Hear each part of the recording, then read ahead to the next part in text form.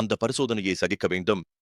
தேவனுக்காக நான் சாட்சியாக இருக்க வேண்டும் என்று பரிசோதனையை சகிப்பவர்களுக்கு தேவன் உயிர்க்கிரீடம் தருவார் என்று என் ஆண்டவரை நம்பினேன். எனக்கு உயிர்க்கிரீடம் தருவார் என்று யார் சொன்னார்கள்? அம்மா, உங்களுக்கு போலவே எனக்கும் கடைசி நிமிஷத்தில் பிரார்த்தனை செய்வேன்.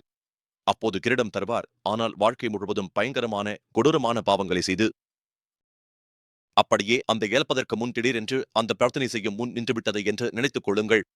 உங்கள் வாழ்க்கை என்ன ஆகும்? கடைசி நிமிடத்திலும் வாய்ப்பு கிடைக்காமல் போகலாம். இங்கே மிகவும் தெளிவாக எழுதப்பட்டுள்ளது. சிக்கல்கள், பிரச்சனைகள், துயர்கள், வேதனைகள், துன்புறுத்தல்கள், கிறிஸ்துவுக்காக துன்புறுத்தப்படுபவர்களுக்கு, கிறிஸ்துவுக்காக அவமதிக்கப்படுபவர்களுக்கு வாழ்வில் பலவிதமான கஷ்டங்கள், சிரமங்கள், துயர்களில் அந்த பாதையில் செல்லும்பவர்களுக்கு தேவன் என்ன கொடுக்கிறார் தெரியுமா? வாழ்நாள் கிரீடம் கொடுக்கிறார் என்கிறார். தேவனுக்கு சோத்திரம் உண்டாகட்டும். சிரமம் இல்லாமல் கிரீடம் எப்படி கிடைக்கும் அம்மா? சிரமங்களில் இருந்து தேவன் உங்களுக்கு வழி உருவாக்குவார். தேவன் உங்களுக்கு வெற்றியை அளிக்கும் தேவனாக இருக்கிறார். தேவனுக்கு சோத்திரம் உண்டாகட்டும்.